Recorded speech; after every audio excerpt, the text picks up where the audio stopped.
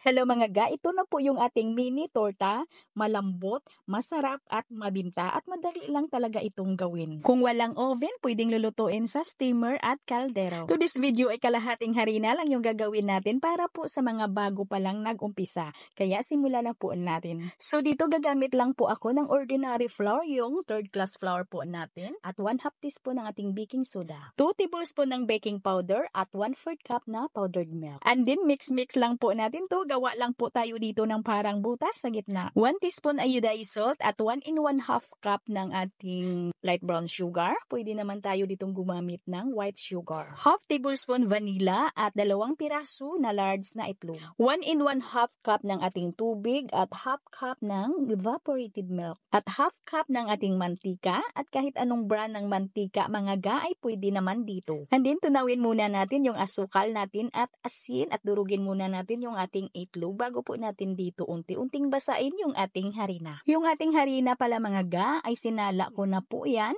Kayo mga ga ay kailangan lang po ay salain lang po natin yung ating mga harina para maiwasan po natin yung mga bilog-bilog para hindi magkaroon ng maraming lumps po yung ating mixture. Para mapadali lang po nating mapakinis yung ating mixture. At ito lang po yung consistency ng ating mixture at pwede na po natin itong isalin sa ating mga piping bag at pwede din sa mga pitzel po natin.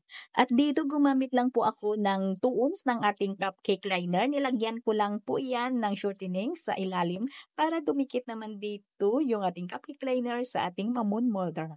At yung ating mixture ay nasa 3/4 lang po ng ating cupcake liner. Wag lang po nating kapunuin yan kasi ay aalsa pa yan. At para may design na bitak yung ating torta ay gagamit lang po tayo dito ng mantika. Yung ating spatula ay ilubog lang po natin sa ating mantika at ilagay po natin dito or idiin po natin sa ating mixture sa ibabaw. At gumamit lang po ako dito ng pasas o raisins para sa ating toppings. At pwede na po natin itong isalang agad at kailangan ay mainit na po yung ating oven bago po natin ito isala. At sa unang salang po natin para ay maganda yung alsa ay kailangan po ay mainit talaga yung ating oven or malakas talaga yung init. Lagay po natin sa 250 degrees Celsius sa 7 minutes.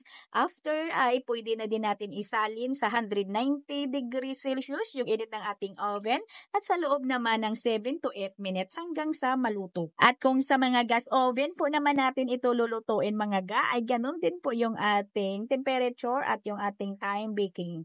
At kung lulutuin po natin ito sa ating mga steamer ay sa pinakamalakas na naapoy at lutuin po natin sa loob ng 15 minutes. At ang bintahan po natin dito nasa 8 to 10 pesos. Kayo'y magkusting lang bago po kayo magbinta. At dito nagtapos yung ating video. Maraming salamat. Ito pong muli ang inyong Kainday Tinapay. Bye-bye!